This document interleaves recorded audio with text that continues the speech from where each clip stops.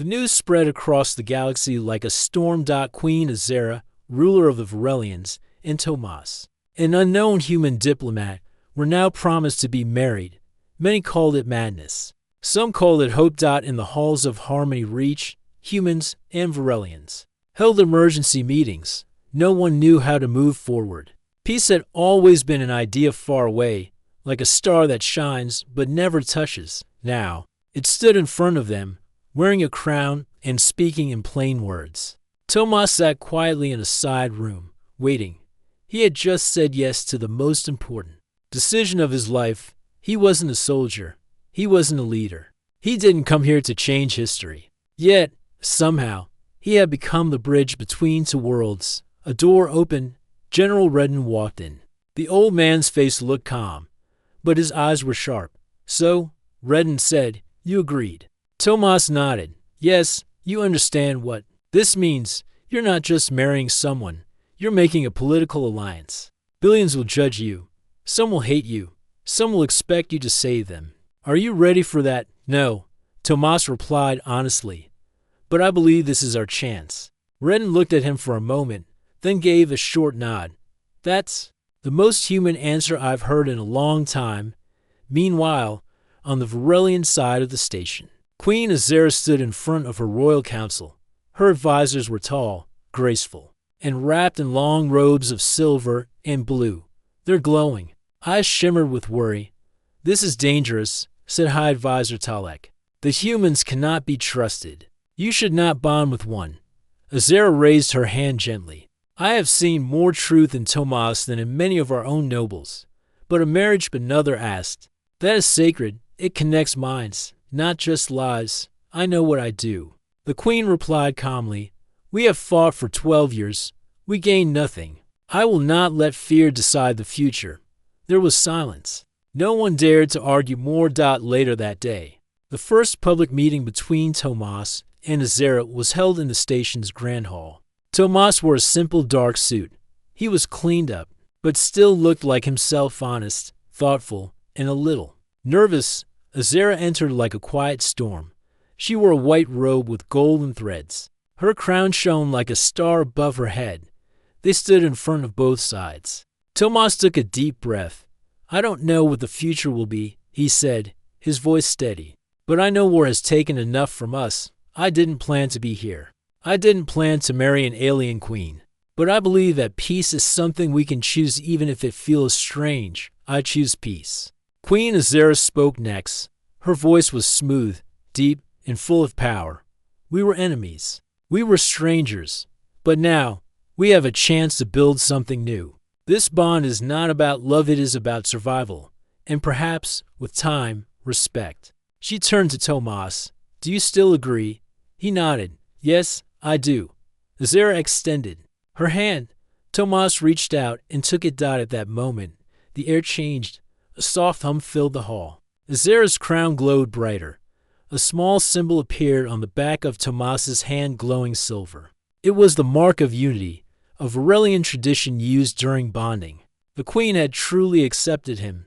The hall remained silent. No one clapped, no one cheered. But something deeper happened. People began to hope. That night, Tomas walked through the quiet halls of the station. His mind was full. Every step felt heavy. He was no longer just Tomas. He was now consort of Varelia, the husband of the alien queen. He entered a small observation room and looked out at the stars. "I didn't ask for any of this," he whispered to himself. "But you accepted it," a soft voice replied. It was Queen Azera. She stood beside him, watching the same stars. "Yes," he said.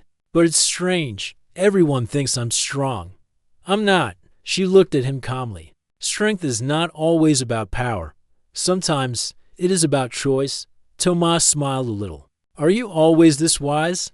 Only when I'm tired?" she said with a hint of humor. They stood in silence. It was peaceful. Then Azera spoke again, more serious now. "There are many who do not want peace. In my empire, there are warlords and nobles who profit from battle. Some will try to stop this. On your side too, I imagine." Tomas nodded. "Humans can be stubborn and afraid. So can Varelians." She said. She turned to him. That is why we must stay strong. Not with weapons, but with truth. He looked at her. Do you think we'll make it? I don't know, she said honestly. But this is the best chance we've had in a long time. The next morning, a Varelian transport ship arrived with royal guards and supplies. Tomas was given a small diplomatic crew from Earth to travel with him. Preparations were made for the journey to Varelia, where Tomas would be officially welcomed as the Queen's consort. As they packed, an Earth officer handed Tomas a small device from Central Command. He said, "They want you to record everything. Keep a log in case something goes wrong." Tomas held the device and nodded. All right. He looked up at the stars once more. He was no longer just a man from Earth. He was a symbol, a bridge, a new path, and the path was only beginning. The Royal Varelian ship Saren Blade moved through space like a silver arrow. It was silent, fast, and surrounded by glowing energy fields. Inside the ship, Tomas sat near a wide window, watching stars pass by like white dust. His thoughts were loud, even if space was quiet. He was on his way to Varelia, the homeworld of the alien queen he had just married. Beside him sat the Earth diplomats and 3 Varelian guards. No one spoke much. Everyone was thinking the same thing but didn't want to say it. This is history. This is dangerous, and this is very, very real. On the 6th day of travel, the ship entered Varelian space. Tomas saw at first a blue and white planet wrapped in glowing rings. It looked peaceful, beautiful, but he knew it held tension, secrets, and eyes that might not welcome him. As they landed in the capital city, Selvana, Tomas looked out at the towers shaped like shells and flowers. The streets below were filled with silver lights and tall statues. Everything was elegant and clean. But he noticed the silence. No cheering, no music, no welcome. He turned to one of the guards. Is it always this quiet? The guard replied, softly, not always. But many here do not know what to think of you, human. The royal ceremony took place in the Grand Hall of Unity. It was not a wedding in the human way. There were no flowers, no rings. Instead, the queen and Tomas stood in front of a glowing orb called the Heartstone. It read their thoughts, their feelings, and sent a wave of light through the city, marking their bond. When the ceremony ended, the queen looked calm. Tomas tried to smile, but he could feel the cold looks from some nobles and military leaders. Whispers filled the room, but no one spoke out loud. The message was clear. Not everyone wanted this peace. Later that night, Tomas was led to his new living quarters inside the palace. The walls were made of crystal that changed color depending on mood. Soft blue lights moved across the floor like waves. Azera entered behind him. You are safe here, she said. Tomas looked at her. Safe from who? Azera's eyes lowered slightly. Not all Varelians follow me with full heart. Some think I have become weak for choosing peace. They may not attack directly, but they will try to make this difficult. Tomas walked to the window and looked out at the city. On Earth, some think I betray my people too. They call me a traitor. You are not alone in that, Azera said gently. But you are also not without allies. She stepped closer. This bond is not only about politics now. You and I must show them what peace looks like, not just with words but with action. Tomas nodded. Then let's start. In the weeks that followed, Tomas began learning about Varelian culture.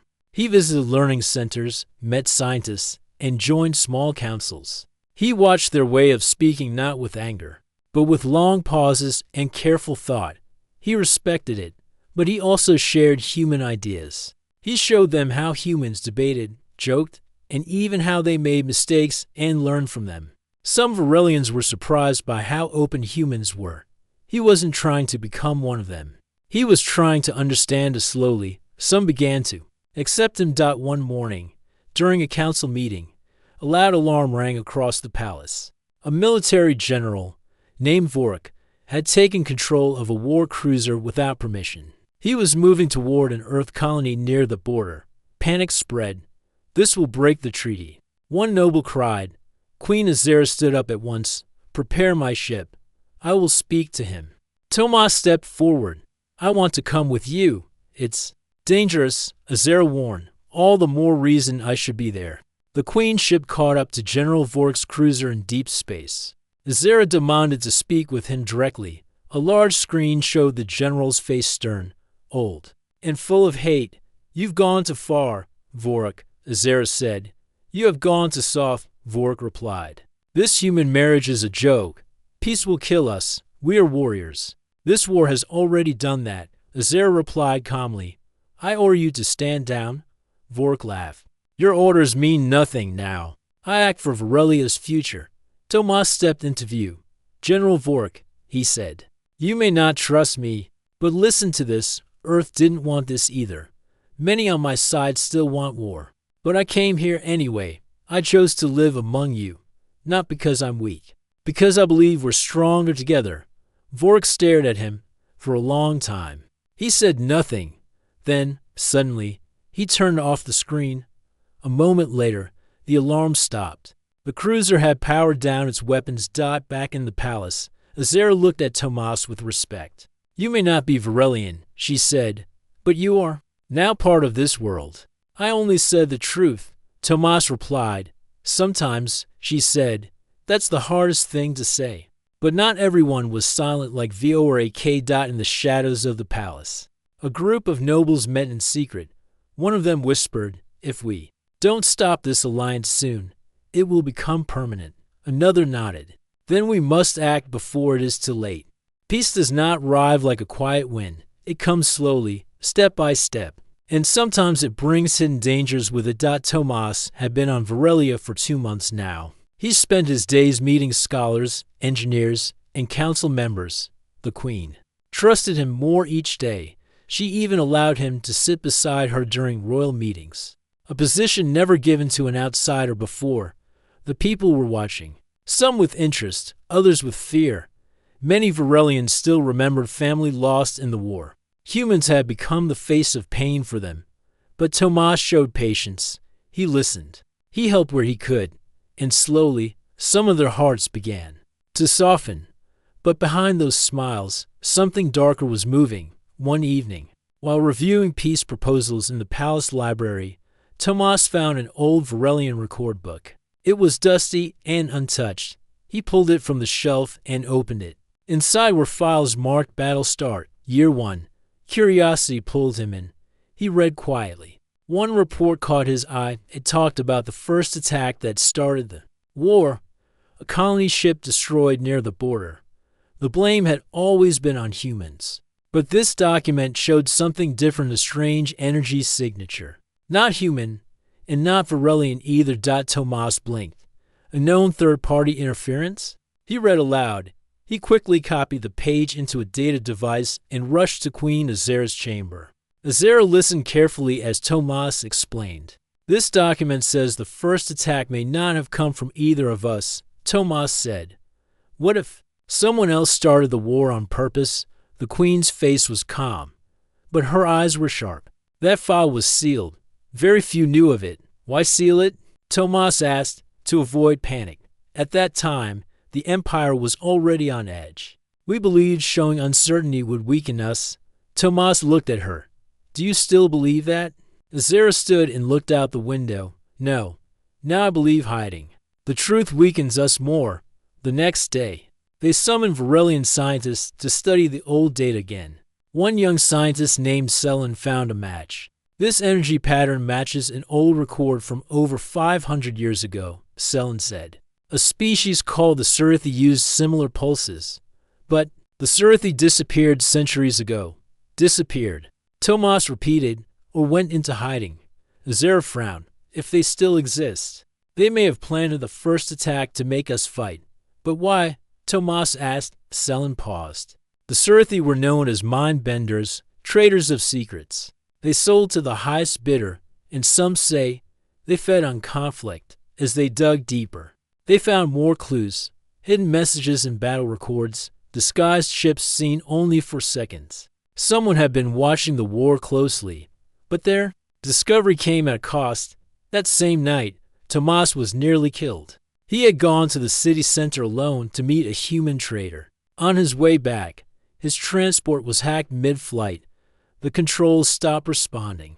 The ship began to fall toward a deep canyon. Tomas tried to stay calm. He opened a backup system and hit the emergency beacon. Just as the ship was about to crash, a Royal Patrol grabbed it with tractor beams and pulled it to safety. He was alive but shaken. Later, a technician showed him the truth. This was no malfunction, the tech said. Someone did this on purpose. Back at the palace, Azera's anger burned quietly. This was done by someone inside, she said. Someone who does not want the truth to come out, or someone working for the Surithi, Tomas added. They agreed to keep their research secret for now. If the Surithi were truly involved, this wasn't just a matter of Earth and Varelia anymore. This was something far bigger. But Tomas wasn't done yet. He contacted an old friend on Earth, Mira, a science officer who once worked in a secret Earth lab. He sent her the Surithi signals and asked her to check Earth's war records. 2 days later, she responded. Tomas, Mira said through the screen, you're not going to believe this. Earth knew about this signal pattern years ago, but we were told to ignore it. Ordered to. By who? High Command. They didn't want people asking questions. Tomas leaned back. So both our leaders knew something.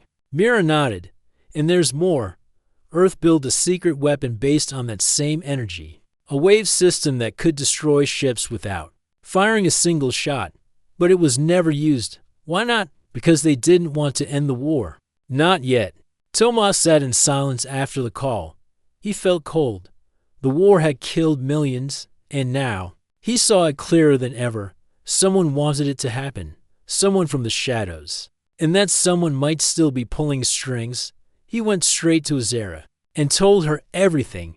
We can't trust every person on either side, he said. But we can trust each other. She nodded slowly. Then we bring this to light. Tomas looked her in the eyes. Even if it means standing against our own people. Yes, Azera said. Because the truth is more important than fear. That night, they made a plan. They would gather all the proof files, signals, secret orders, and take it to a neutral station. A place where both humans and Varelians could hear the truth at the same time. They chose an old station on the border, once used for peace talks long ago. It was called Hollow Star. They sent messages to key leaders on both sides, inviting them for a historical announcement. Tomas and Azera knew it was a risk, but it was time. Time to tell the galaxy the war was a lie, and someone else lit the first fire. The neutral station Hollow Star hung quietly in the darkness between human and Varelian space. Once a place for talks and hope, now it was the stage for a truth that could change everything. Leaders, diplomats, and soldiers from both sides arrived, wary and tense. Some came to listen, others came to fight. Queen Azera and Tomas stood together on the central platform. The station's bright light shone down, casting their shadows long and thin. We are here because we have learned something that changes everything, Tomas began. The war between us did not start by chance or hate alone. Someone else lit the fire. A murmur spread through the crowd. Tomas signaled for the data to play. The large screen showed images of strange ships, hidden messages, and old battle files. The evidence was clear. The Surithi, a species thought extinct, had started the war for their own gain. Who are the Surithi? A human general shouted. If they want war, why don't we fight them? Tomas shook his head. Because they hide. They move in shadows and use others to do their work. They profit from conflict, selling weapons and secrets. But now, they are returning, and they are stronger. Azera stepped forward. We must unite, not as enemies, but as allies. Only together can we face this new threat. Suddenly, alarms blared across the station. The lights flickered. Outside the windows, dark shapes moved fast ships without markings. Unlike any known fleet, the Surithi had arrived. Panic filled the room. Tomas and Azera acted quickly. Everyone, stay calm. Azera said, security teams, prepare to defend. Tomas activated the station's communication system. We must send a message to both fleets. We cannot fight each other while this danger grows. The crowd was divided. Many humans wanted to arm themselves, many Varelians wanted to retreat, but Tomas raised his voice. Listen, this is our chance to end war between us by facing a common enemy. If we fight each other now, we all lose. Slowly, the leaders agreed to a temporary truce outside. The Surthy ships surrounded Hollow Star. Their weapons glowed, ready to attack. The station's defenses fired, but the Surthy ships were fast and elusive. Tomas had an idea. We must use the old weapon, he told Azera. She nodded. The energy wave that can lock their ships in place. But it had never been used before, and its power was unknown. In the control room, scientists worked with engineers from both sides. Tomas and Azera stood behind them, watching. The weapon began to hum. Energy gathered like a storm inside the station. The Surthy ships closed in. Then, with a bright flash, the weapon fired. A wide wave of light spread across space, catching the Surthy ships in a net of energy. The enemy vessels slowed, then stopped completely. They were trapped. Cheers erupted from the station. Leaders embraced. Tomas and Azera smiled at each other. They had won not by destroying, but by uniting. Later, in a quiet room, Tomas looked at Azera. This is only the beginning, he said. She took his hand. Yes, but it is a new beginning. The victory at Hollow Star changed everything. The Surthy fleet was trapped in a shimmering net of energy, unable to attack or escape. But the war between humans and Varelians did not end immediately. Old fears ran deep on both sides. Tomas knew this. Peace was not just the absence of war. It was the presence of trust. And trust took time. Back on Varelia, Tomas began working to unite the two peoples, not just as enemies forced to stop fighting, but as partners in rebuilding a future. He started small. He visited factories where Varelians built their ships and machines. There, Tomas watched human engineers and Varelian technicians work side by side, exchanging ideas. Tomas saw a young engineer named Senna struggle to repair a complex engine. Without hesitation, Tomas stepped forward. Try loosening the top valve first, he suggested. Senna looked surprised, then nodded and followed the advice. The engine hummed to life. You're good. She smiled. Tomas smiled back. I learned a few things on Earth. This simple moment spread quickly. Humans and Varelians began sharing skills, learning from each other. Tomas also visited schools where young Varelians learned about the war. He spoke to students about hope, peace, and the value of understanding different cultures. One class asked, why did the war last so long? Tomas answered, because we forgot to listen. Because fear made us think the other was an enemy. But now, we can choose to listen and learn.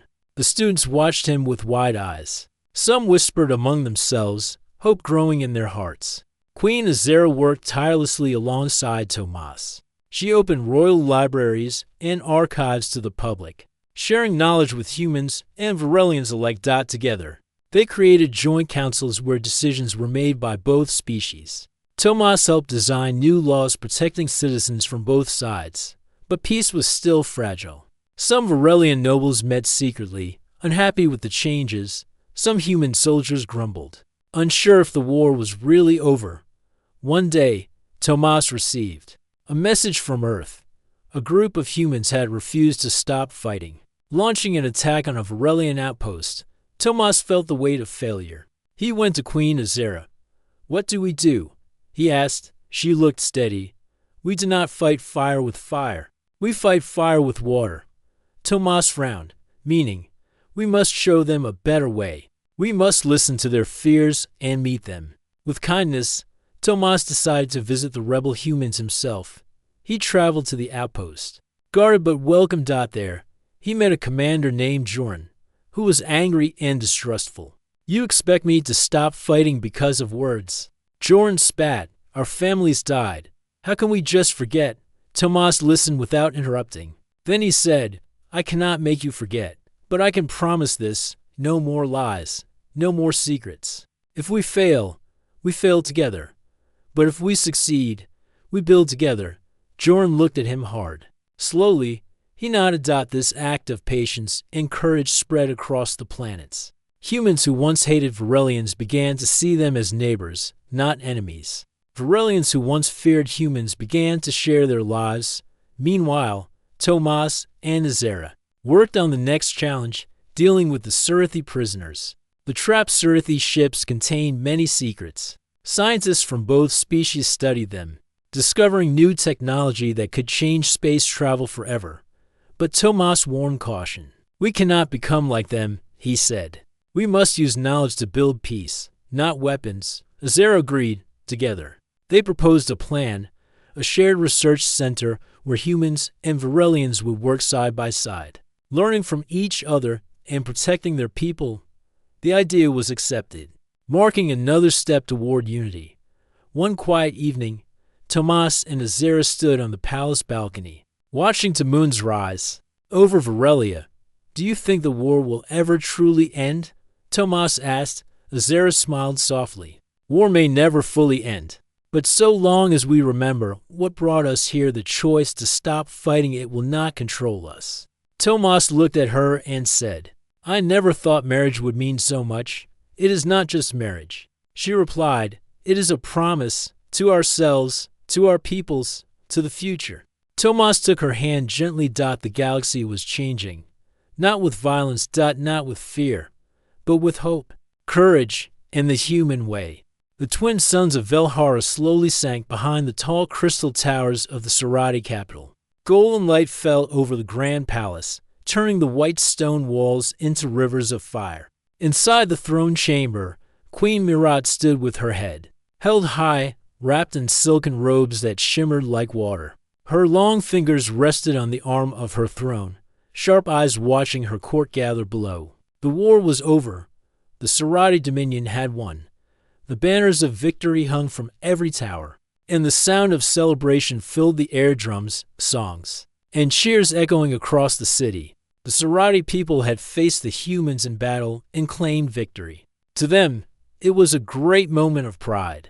Queen Mirat's gaze moved to the large metal sculpture in the center of the hall, a broken Terran helmet, half buried in the stone floor. It was a reminder of their final battle, a symbol of how even the most feared race in the galaxy could fall.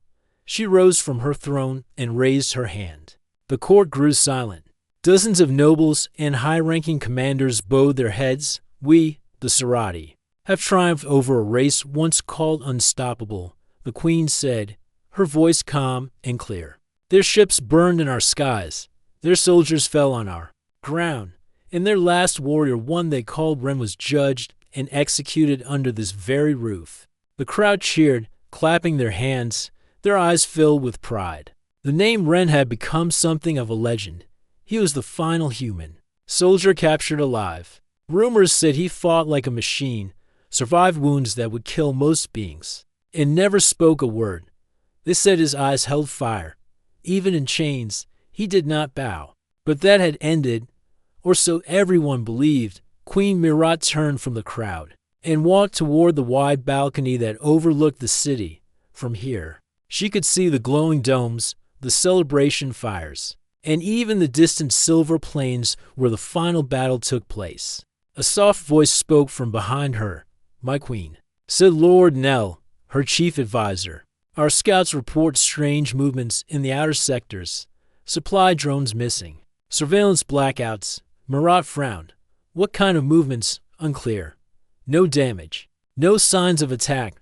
Only silence where there should be sound." Mirat gave a short laugh, but there was no humor in it.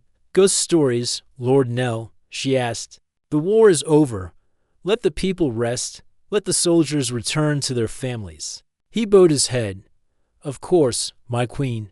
Forgive me." But Mirat did not return to the celebration. She stayed on the balcony long after the sun had set, her mind far from the music and lights. Something felt incomplete. Far from the palace, in the quiet ruins near the borderlands, a small group of Surathi scouts moved through the shadows. The old battlefield lay still, with twisted metal, broken machines, and the bones of forgotten battles lying untouched. One of the scouts, young and nervous, suddenly paused. "Do you hear that?" she whispered. The others stopped, There was nothing. Only wind. Then, a soft mechanical hum. A shape stepped out from behind the wreckage, tall, human-shaped, a figure emburned in blackened armor, with no face visible beneath the cracked helmet. Not running, not hiding. Just walking. One scout raised a weapon. The figure did not flinch. Lights on the armor flickered briefly, then faded, before the scout could speak. The figure vanished into the dust and wind. No trace, no sound. Back at their outpost, the scouts reported what they saw. The officer laughed. A ghost? He said. Go rest. You're seeing things. But the rumors spread. A human in black armor, walking through no man's land. No weapon, no violence, just silence. They called him the Ashwalker. In the palace, Queen Mirat stood before a golden mirror in her chamber. She looked at her reflection and saw the signs of rule-tired eyes, a crown heavier than it looked, and a heart that had known war for too long. She touched the edge of her robe and remembered the last time she saw the human. Soldier. Ren. Chained. Wounded. Silent. He had looked directly at her when she passed the execution order. He had not blinked. She had seen many eyes during the war, angry ones, afraid ones, broken ones. But his had been calm. Almost a calm. A shiver passed through her. Mirat turned away from the mirror. It's over, she told herself. But outside her window, in the distant night, something moved in the shadows, and far below, in the darkest corner of the city where no guard ever patrolled, a strange symbol flickered on a wall drawn in Terran code, glowing softly in the dark. We are not finished. The borderlands of Velhara were quiet now, once filled with thunder and fire. The land was now nothing more than scorched rock and twisted steel. Half-buried machines from both the Serati and human armies lay broken in the dust. Ashes still drifted across the plains, carried by the dry winds. No one lived here anymore. No one wanted to. Except something moved. A small Serati outpost stood at the edge of the ruins. It was not large, just 5 guards and a watchtower. They were placed there only to monitor sensor lines and report any movement. For months, nothing had happened. Until now, Captain, said one of the younger guards, eyes wide as he stared at a screen. You should see this. Captain Elan walked over slowly, not expecting much, but what he saw made his long, thin arms stiffen. There, on the screen, was a figure, tall, human-sized, covered in dark armor, walking across the old battlefield. Alone? No way, Elan muttered. Is that? The guard nodded. No signal. No ID. He came from the Ash Zone. Cameras picked him up for 3 seconds before they shut down. They what? Shut down. Every one of them, and all drones in the area went offline. Elan stared at the frozen image on the screen. He didn't believe in stories, but the name rose in his mind anyway. The Ashwalker. He tapped the screen again, trying to restart the feed, but the controls didn't respond. Send this to High Command, he ordered. Right now. Back in the Serati capital, Queen Mirat walked through the royal garden, her guards following silently behind. The garden was her place of peace. No war, no nobles, no noise, only the sound of the wind through the silver trees and the soft chirps of dome birds. She sat on a stone bench and closed her eyes, trying to let the quiet fill her mind. But peace did not come. There was a soft beat from the small device on her wrist, a message. She opened it with a sigh, thinking it was another report from the palace kitchen or festival committee. Instead, a still image appeared, a dark figure in burned human armor, walking through the ash. Her hand froze. Another image followed, then a third, each one showing the figure from a different angle. And then nothing. The camera had gone dark. Queen Mirat stood quickly. Send for Lord Nell, she said to her guards. Now, within the hour, the queen sat in the war chamber, surrounded by her top advisors. The room was quiet. Everyone had seen the images. It can't be him, one general said, but his voice lacked strength. It's a trick. A human drone, maybe? No, too advanced, said another. And too tall. That armor is old Terran military gear. From the war. But it's been changed. Modified. Lord Nell stepped forward. my queen. We need to consider the possibility that this figure is, say it, Queen Mirat said. Nell hesitated. Then, slowly, he spoke. Ren. The name hung in the air like a blade. The queen's expression hardened. That man is dead. I gave the order myself. Nell nodded. Yes, your majesty. But the body was never fully confirmed. It was burned quickly. The records were sealed afterward. Mirat turned her back to them, facing the large glass wall that showed the city below. Her mind returned to that moment. Trent in chains, silent, unbroken, the fire in his eyes, the way he stared at her as the guards dragged him away. What does he want? She whispered. No one answered. Far from the palace, in the dusty wasteland, a small repair drone buzzed across the sand. Its scanners blinked red as it detected motion. A shadow passed over it. The drone's lights flickered. Then it dropped from the sky, silent. Ren walked past it. His armor was damaged but active. The chest plate held a strange glowing device. Something. Not Sarati, not Terran. Something else. His steps were slow but steady. His helmet showed no face. Just a dark visor that reflected the broken world around him. He stopped near a ruined Sarati beacon tower. He looked up. Then he raised his hand. The beacon lights turned on. For a moment, the ancient device came alive. A signal was sent, one only the Sarati would understand, a code from their own language. Long unused, we are not finished. That night, rumors spread like fire across the outer sectors. A guard saw a figure standing near the old memorial wall. A repair tech found ash footprints near a broken outpost. A merchant swore he saw glowing eyes in the dust, watching him from a ridge. And deep in the lower cities, someone painted a symbol on a wall, an old Terran military mark. Below it, words in both human and Sarati script. He walks again. In the capital, Queen Mirat stared at the message now blinking on her private screen.